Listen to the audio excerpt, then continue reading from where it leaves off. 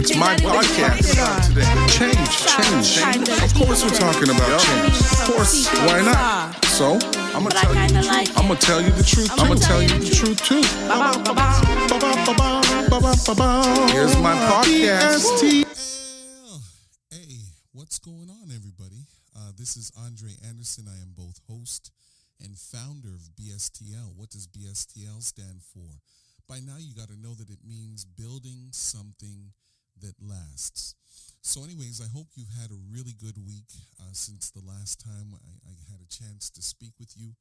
But guess what? I'm so excited. And I know I keep saying it week after week, but you just have to know that when you begin to see your dream become a realization, there's something really exciting about that. So let me tell you why I'm excited this week. I'm going to share 2 different countries that we have jumped into now, and I'm excited about that. Number 1, we are in Manchester. That's in the United Kingdom, right? So we're over there with the bougie people, and I like the bougie people. I got some family over there as well. But guess what? Welcome, Manchester. And then guess what else? We are also in Israel now. I was taking a look at some of the analytics there, and it looks as though BSTL is now in Israel. Now, the reason why that's important for both countries is, you know, during this pandemic, we have not been able to travel so much, right? And of course, it's good that our podcast is able to go to some places that we have not been able to get to yet. But I know that physically, we're going to be in some of these spaces soon by the time we get out and around and about from this pandemic. So just be patient. We're patient here at BSTL, and we hope that you are being patient as well.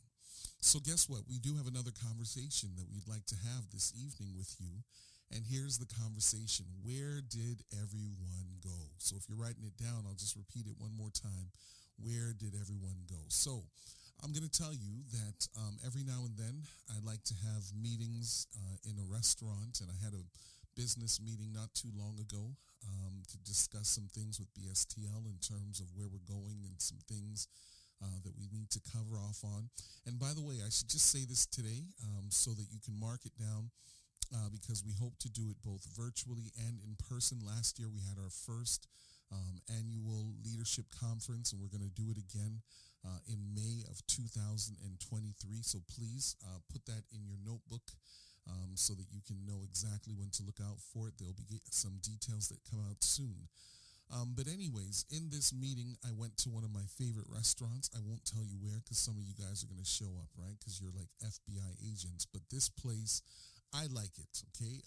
And I really like it because their food is always consistent, right? So what happens is I arrived there, my business partner, we're sitting there having some conversations about things that need to be taken care of and some projections and some other things based on some benchmarking. And let me tell you, I need to say this. We don't always give the wait staff, those that serve in these restaurants, enough credit, okay? We just don't. Like, we don't big them up enough. And I understand, usually when we talk about leadership, we're talking about the person in the corner office, the person with the pointy shoes and the tailored suits. But let me just tell you, in your company, if you don't pay attention to the people that are boots on the ground, those that are front and center, and those are the people that are speaking on your behalf, they are smiling on your behalf, they are waiting on your behalf. If you don't come to a place where you acknowledge that you are nowhere without your frontline workers, you're going to be in trouble. So anyways, at this business meeting that I was at, you know, just talking some strategies and some plans that will be unfolding in the near future, we were able to get this guy. And let me just tell you, I've been to a lot of restaurants, bougie restaurants, McDonald's restaurants, and everywhere in between. Hands down, this guy has to be one of the best servers I have ever encountered in my whole entire life. And that's one of the reasons why I don't want to tell you where I went, right? Because if I tell you where I went and I go there, number one, you're going to be there, and that's okay. I don't mind. But if he's serving you and unable to deal with me, then that's where we're going to have a problem. So anyways, here's what happens. Can't even remember what his name is. He comes over to the table and he's just like warm and friendly and he just says all the stuff, and he's not talking too much, nor is he talking too little. It's almost like he has this gift and ability to read the room. So start off with some appetizers and some stuff to drink, nothing alcoholic, so please don't come for me. But as we're sitting there, we put in our order, and here's one of the things that I discovered about his style. He was there like often early in this meeting that's happening in the restaurant, and he's got a lot of questions and a lot of smiles, and he was very witty and really had a really great sense of humor. But by the time the laptop and the Surface come out and pens and pads are out and there's a lot of conversating that's happening, one of the things that I realize is that he comes and he makes sure that the order is taken. He makes sure that all of the information that he needs from us is taken. He comes back a couple of times to refill on the water and the drinks, etc. And then once I'm in this meeting, which is a very intense meeting, I don't see him so much, right? And so here's the thing, right? Out of that experience, I wanted to kind of have this conversation around what it really means to lead and lead well. And again, I'm not saying that I have the absolute answer on this thing, because there are a lot of different leaders that have a different way of leading and guiding the organization. So there isn't one way, but I'll tell you this, I think that this way actually does really work well. So what happens is that on the front end, of course, he's there to make sure that we're comfortable, make sure that he takes everything that we need. And then as the food comes out and we begin to eat, he begins to move everything out of the way to create this space for this business meeting that's happening. And of course, I began to think about my own type or style of leadership that is still in the process of growing and developing. What I begin to realize is that he leaves, not because he's been paid already, not because he's so busy with other tables, but he leaves because now that he's done his part, he kind of has to back away to allow for this meeting to happen organically. He's done everything that he can to ensure that it's been a fun and pleasurable moment, but he's backing away now because now some other work that needs to happen, it's going to have to happen without him. Okay, so what does this have to really do with leaders now? So one of the things that we talked about in a previous podcast is this idea that as leaders, when we usually engage an organization or when new employees come on staff at whatever level it is, all the way up through the management team, we do give a lot of time and attention towards those that are a part of the organization. As time goes along, some of us have a tendency to completely move away and leave people completely to themselves to kind of figure out how they're going to do things. But then you also have other leaders that will always, from day one all the way through, they're always going to be there. As a matter of fact, they'll be there even when you don't call, because their idea is that I need to make sure that I'm there. And some people call it micromanaging. I don't know if I agree with that as a term, because when I think about micromanagement in terms of how we often use it, we often use it in that way to say that somebody is being overly intrusive and they're not giving enough space. So I don't know that I love the term micromanagement in the way that it is used historically. But one of the things that I've come to discover is that as leaders, after a while, we do kind of need to take a little bit of a step backwards. And let me just say why. How will you know whether or not you have helped and mentored and tutored and led and empowered if you don't see what people are able to do in your absence? And I get it, right? So here's the thing, right? Especially when we have hired somebody on, or we have picked somebody out of the group and said, this is going to become my new team lead or my new supervisor or my new manager or my new VP or whatever the title may be. It's almost like you have this humongous investment in that person, and you want them to do well, and you want them to thrive, and you want them to do better than everybody else, because that person is going to carry your name, because you're the one that would have said, why don't we give Andre a chance? But here's the thing, if we're to be honest, right? And at BSTL, we are very honest. The reality is that sometimes we don't back away, primarily because if they don't do so well, we often see it as a slight on who we are, right? So we crowd and we hover and we helicopter over some of these individuals that we have helped to promote, not so much because we want to see them do well. We just don't want them to make us look bad. And let me just say this. I think that that's a tough place to be. If you are so concerned about how they're going to make you look to the point where you're not willing to allow them to grow and make mistakes, and maybe that's okay. So this idea that after a while, once somebody settles in and after you've trained them and after you've given them the tools that they require in order to do their job well, the reality is we need to take a step back.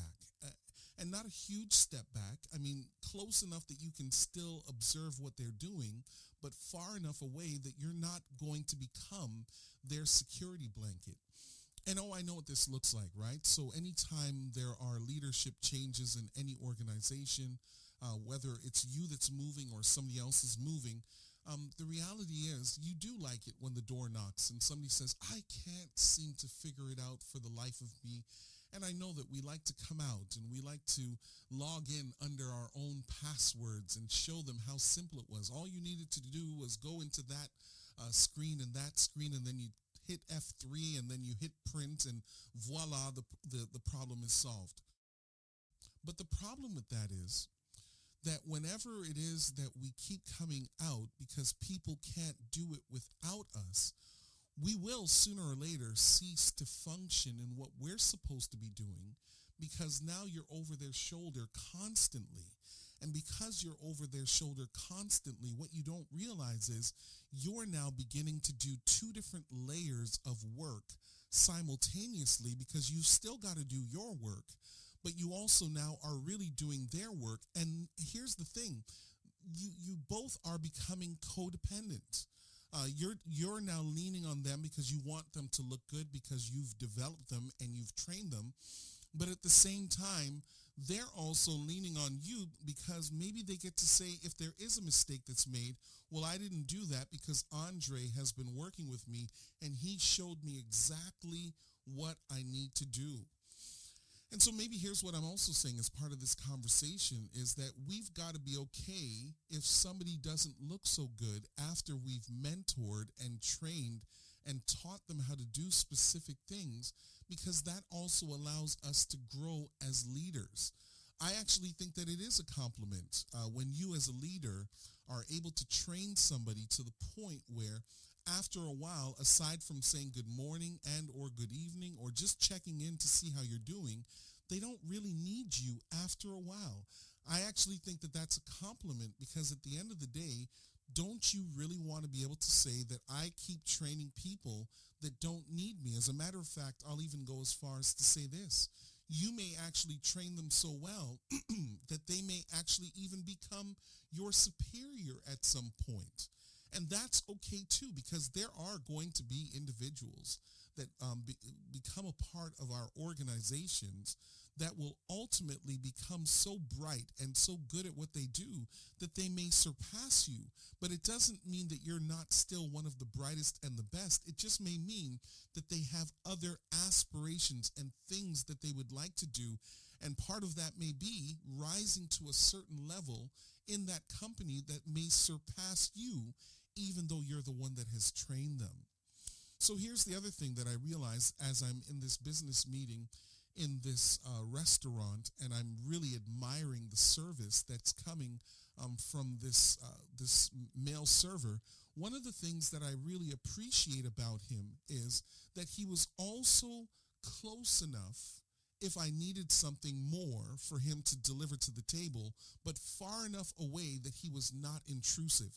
And I think that that's kind of the place, that medium, that the balancing act that I think we have to kind of develop a little bit better as we lead people, right? So you don't want them to feel as though they have become invisible and just another employee number, but at the same time, you don't want to be in a space where they can only navigate difficult and tough moments because you're standing right beside them. So let's talk a little bit about what does it look like then in terms of leading. When we are trying to empower individuals, you've got to come to them, but not as frequently as when they started. And let me maybe say it a different kind of way. I think one of the things that we forget is that every time we come, we're making a statement.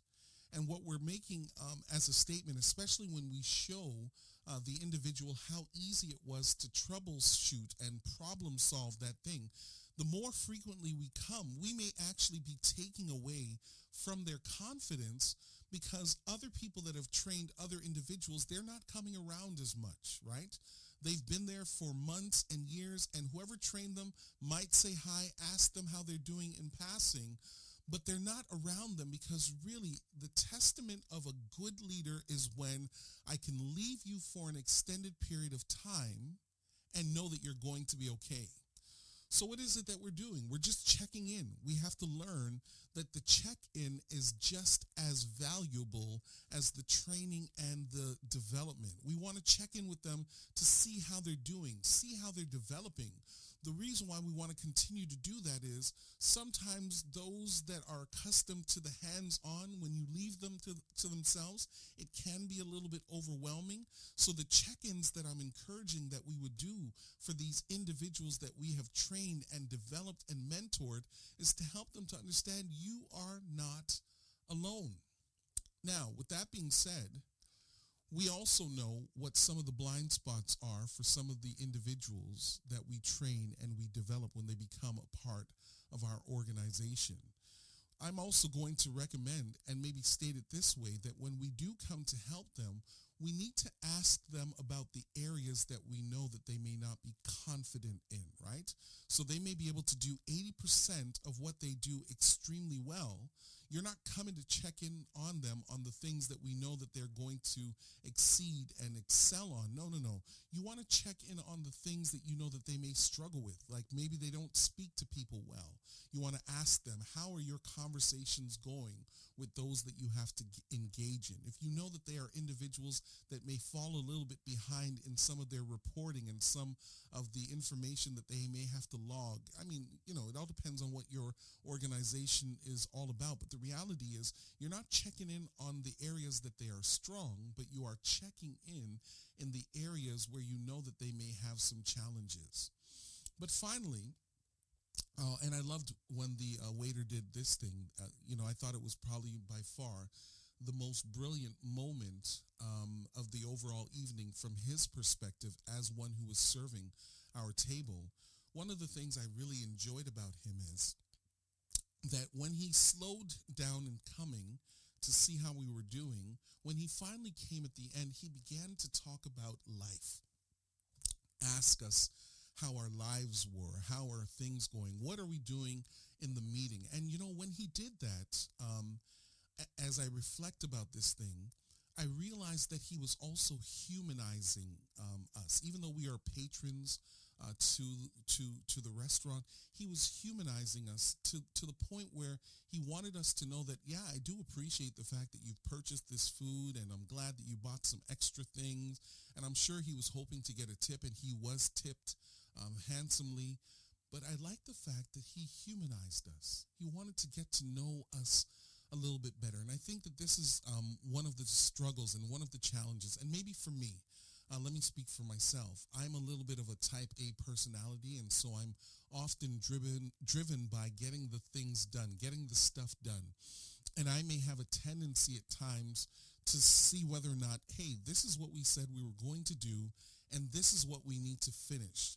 Have we finished it, right? Because I've often got this list of things that I'm checking off periodically to make sure that we are on task to get to where the mission and the vision and the core values are supposed to be taking us. But this guy just reminded me one more time that sometimes you can take a break from the process of what is being done to ensure that we don't stop seeing people as humans, but we see them as people who have real lives that go beyond the time that they give us when they come into the office, whether they're working in the office space or remotely from home. I think it's important that we are able to, from a distance, make sure that they're okay. And I mean, like when you train and you develop people, you do become able to understand them a little bit more. When you're training them and developing them and mentoring them, they will say things that will kind of resonate with you and stay with you. And sometimes they don't overtly say things. Sometimes they'll say something and you realize, I heard what they were saying, but they didn't finish that off. They kind of ducked underneath the conversation. And so sometimes what happens is while the training and the development are good things, the hands in and the hands off are good things as well. Maybe I also want to say this. We've also got to know the people that we are engaged with. And it doesn't mean that you're going to be able to solve all problems, right? Because when we lead people, you may not have the capacity to lead all areas of their life, and you may not be able to help in all areas of their lives. But there also has to be a measure of sensitivity towards the people and the process that you are working in. And I know that I'm opening up a can of worms at the end of this conversation because there is a thin line, right? And I need to say this in order to be balanced in what we're talking about today. There is a thin line because here's the thing. You've got to be able to be sympathetic enough as to what people are going through and still find a way to get the work done. And I know this part of the conversation may not be the easy part of it because once we know what people are going through, sometimes we give people a pass and we don't hold them accountable because we say, well, they're going through some stuff. Maybe there's been an illness or a death in the family, or maybe there's some financial challenges, or maybe there's some relational things that are happening. Yeah, all of those things are good, but we also have to teach those that we mentor and train how to be resilient while they are going through whatever it is that they are going through. Because here's what I've discovered. As leaders, even though we try to present ourselves in a certain kind of way, there is always going to be somebody that is breathing down your back. And they don't know that person that you're trying to shield and cover because you've trained them and you've mentored them. And when they look at the statistics and they say to themselves, well, Andre has not been performing well for the past year or two. We need to get him some help, get him to HR, get him some additional training and development. And here's the thing. They don't know that Andre may be going through some other things simultaneously.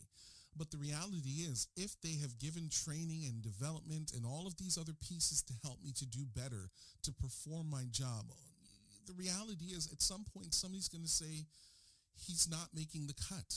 And so as leaders, there is a fine line even between being sympathetic and nurturing and still making sure that we get the job done. And that's why you're always going to hear me say this. And I got this from a professor when I was at Andrews University. My goodness, I can't even call his name right now. But he had this and both idea around everything that he taught us. You know, his idea or the idea of what he was teaching us was we need to move away from this either or thing and we need to do an and both. And that thing really, and there's his name, Dr. Martin Hanna, it came back to me. And the reality is that as we grow as leaders, the good ones have learned how to do both of everything. And it doesn't mean that you ever get to perfection, and some of us may never get to that healthy balance, right? Because we're always trying to do this juggling act. But at the end of the day, I think that it is extremely important that we learn how to be with those that we are leading and not with them at the same time. And be okay with them not always coming to us whenever they need something, because that is also a sign of growth. And finally, once they are doing what needs to be done, we need to humanize people. We need to help them to understand that we may care about them.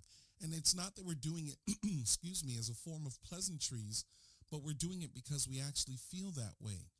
And when we do show them this measure of compassionate, Compassion. Is compassionless even a word? No. But when we show them compassion and we show them that we are invested in their whole life, I think long term the retention is going to be there. Like, I really do believe, show me a place where people are leaving. There's some challenges in training and development. And then I think that there are also some challenges in seeing the human being behind the workflow and the work process. So I hope this is giving you some things, some food to think about, some food for thought. Because here's what I've discovered. When people stop knocking your door because they are beginning to find their own feet, we've got to be okay with it. We've got to move away from this kind of codependency that says who I train and who I develop, I always have them underneath my wing. Well, if you always have them underneath your wing, then that means it will be difficult for them to spread their own wings. And if they're not spreading their own wings, here's the reality, then they may never fly to the heights that may actually surpass you, even though you've poured into them. So guess what? If you want to have this conversation with me, feel free to send me an email, bstlinc21@gmail.com. I hope you've had or at least enjoyed this conversation. I've enjoyed sharing it with you because I think we have to find a healthy balance. We need to mentor people and get them to a place where they don't need us for development, but then they will be able to grow with us as they continue to grow independently from us. Take care until next time. I hope you're doing well. Keep safe. Hi, everybody. This is the recap. After you've led and mentored and empowered your team, as a leader, you must do the following when assessing where did everyone go. Number one, you must allow yourself to take a step back so that you can see whether or not your team is growing and developing under your leadership. Number two, as your team processes your training and development, allow them the space to make their own decisions while they are still growing. Number three, show compassion as you remind them that you are not just invested in their work life, you are also invested in their personal lives as well. Number four, teach your team how to be resilient. And part of that will happen through your own transparency as well as empowering them to go through their own struggles and creating their own leadership styles. That's all we have for this week. Take care, and we'll see you next week, Monday at 7 o'clock p.m. Bye for now.